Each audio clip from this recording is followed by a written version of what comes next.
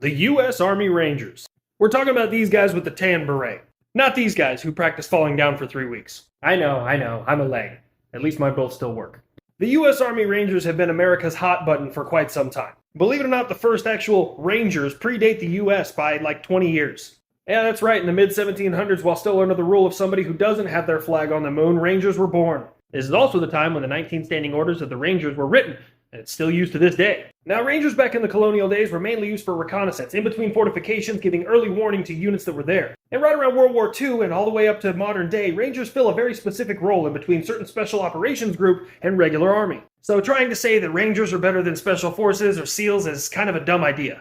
A lot more of the super secret squirrel guy stuff is left to other special operations. It's done quietly, empowering militias and toppling governments. Rangers, on the other hand, show up when diplomacy has failed. There is no keeping quiet when the Ranger Battalion shows up. Ranger missions, on the other hand, are a little more like blow the door off the hinges, unalive everybody, plant an American flag, post it to Twitter. If the U.S. Army Rangers show up, we want people to know we were there. These guys climbed sheer cliffs at Pointe du Hoc on June 6, 1944 on D-Day just to kill Germans.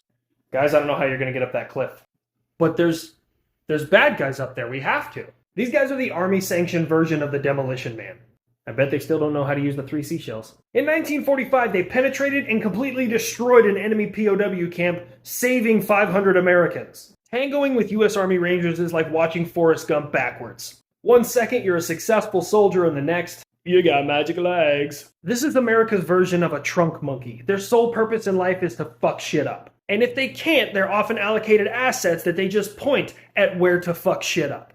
Hey sir, the guys that just shot at us ran into that building. What building? What I want people to understand is if war is a-rockin', the tan berets come a-knockin'. And if that happens, you better pray to your deity, because these guys are like the most aggressive door-to-door salesmen you've ever met. Yes, we'd like to know if you have a couple seconds to talk about freedom. This video has been brought to you by Ariel Resupply Coffee. Tag below, link in bio.